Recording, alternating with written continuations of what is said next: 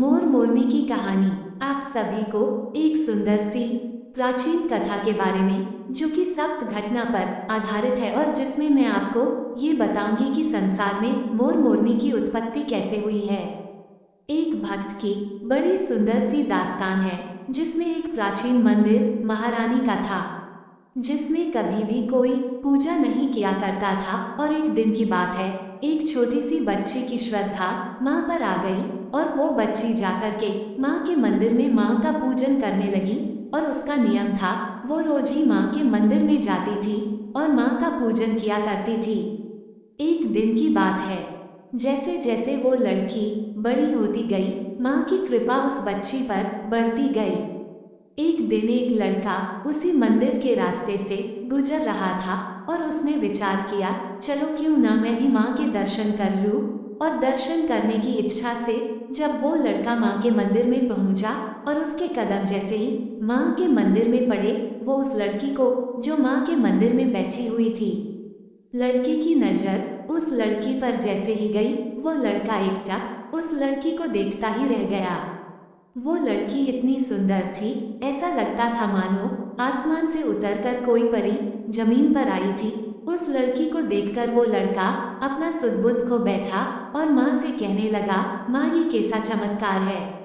अगर ये सत्य है तो मैं तेरे दरबार में तभी आऊँगा जब मेरी मुराद तू पूरी कर देगी। और जिस दिन इस लड़की से मेरी शादी हो जाएगी तभी मैं तेरे दरबार में आऊँगा। और वो लड़का माँ से कहने लगा, आइए सुनिएगा इसे सत्य घटना के माध्यम से। सुंदर सा रूप प्यारा मीठी मीठी बातें, सुंदर सा रूप प्यारा मीठी मीठी बातें, मीठी मीठी बातें हैं, बातों से झलकता प्यार। कुदरत का करिश्मा है या कोई देवी का अवतार, कुदरत का करिश्मा है या कोई देवी का अवतार। और वो लड़का माँ से कहने लगा, माँ अब मैं तेरे दरबार तो आऊँगा, लेकिन उस दिन जिस दिन ये लड़की मेरी पत्नी बन जाएगी, उस दिन मैं जोड़ी के साथ तेरे दरबार में आऊँगा। हे आदि भवानी मेरी प्यास बुझा दे, मेरा इस लड़की से ब्याह करा दे। हे आदि भवानी मेरी प्यास बुझा दे, मेरा इस लड़की से माँ ब्याह करा दे।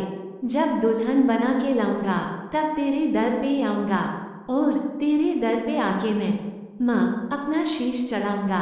तेरे मंदिर में मैं आऊँ, सर अपना तुझे चढ़ाऊँ, तेरे मंदिर में मैं आऊँ, मैं अपना वचन निभाऊँ। देवी मैया तू मुझ पर, ममतामयी तू मुझ पर कर इतना उपकार। कुदरत का करिश्मा है या कोई देवी का अवतार, कुदरत का करिश्मा है या कोई देवी का अवतार।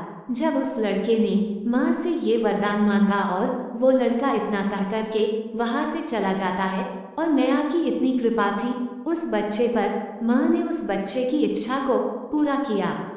और कुछ ही समय के बाद माँ की महिमा से, माँ की शक्ति से, माँ की भक्ति से उस लड़के की उस लड़की के साथ शादी हो गई।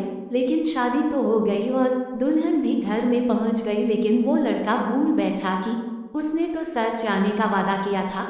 और जब लड़का ये बात भूल गया तो माँ को क्रोध आने लगा और माँ ने उसे याद दिलाने के लिए कुछ गांव की महिलाओं को उनके घर भेजा। और गांव की औरतें जब माँ के आदेश से उसके घर पहुंची और दुल्हन का चेहरा देखा तो एक ही बात कही कि माँ तेरी अजीब लीला है, तूने कितनी प्यारी जोड़ी बनाई है। लड़के ने जैसे ही ये बात सुनी कि इस लड़की पे तो सारी कृपा तो माँ की थी और ये लड़की जो मिली है मुझे वो माँ की कृपा से मिली है, मैं इस बात को भूल गया था, आज मुझे याद आई है, तो चलो चलते हैं माँ के दरबार और मनाते हैं मैया को। तो क्या कहने लगा। कुछ दिन बीते तो वो समय आया, लड़का लड़की को फिर ब्याह के लाया।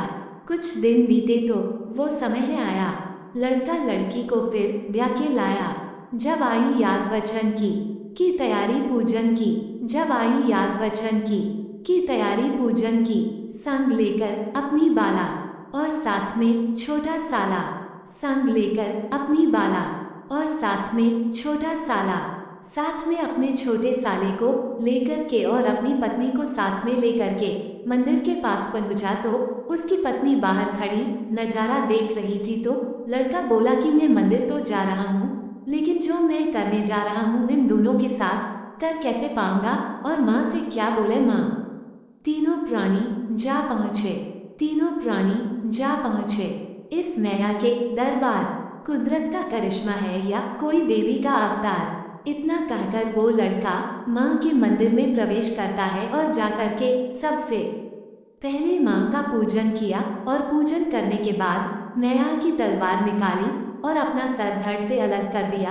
बहुत देर हो गई और मंदिर से कोई आहट नहीं आई तो लड़की कहने लगी, भैया जरा मंदिर में जाकर के देखो तो जीजा जी अभी तक क्यों नहीं लौटे। और साला मंदिर में प्रवेश करता है तो देखता है एक तरफ जीजा का सर पड़ा है, एक तरफ धड़ पड़ा है।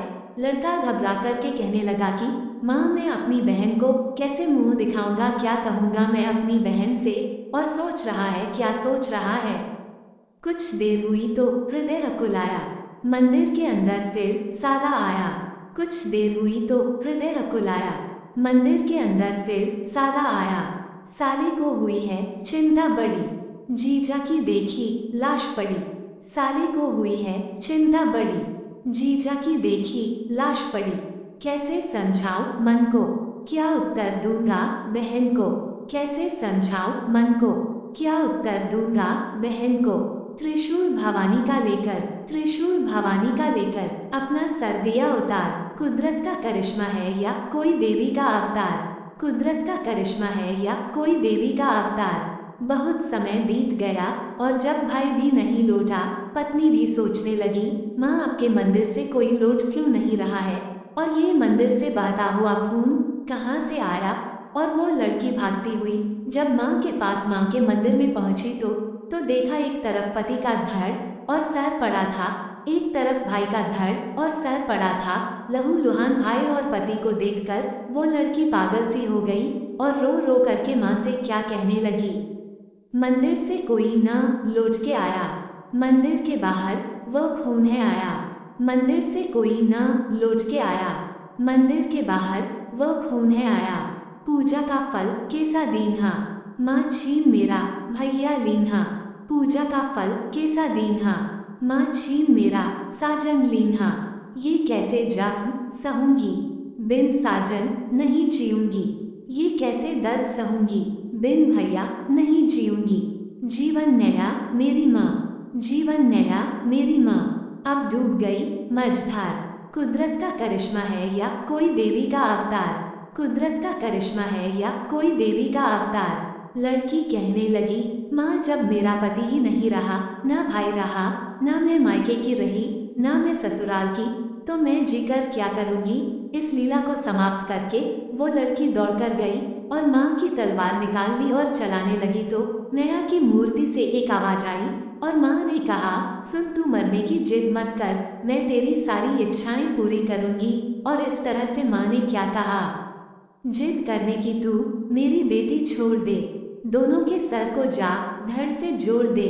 जिद करने की तू मेरी बेटी छोड़ दे, दोनों के सर को जा धड़ से जोड़ दे। इनकी लीला अनमोल हुई, लड़की से भारी भूल हुई। इनकी लीला अनमोल हुई, लड़की से भारी भूल हुई। सर साजन का, धड़ बीरन का, दुर्भाग्य था बड़ा अभागन का। सर साजन का, धड़ बीरन का, दुर्भाग्य था बड़ा अभागन का।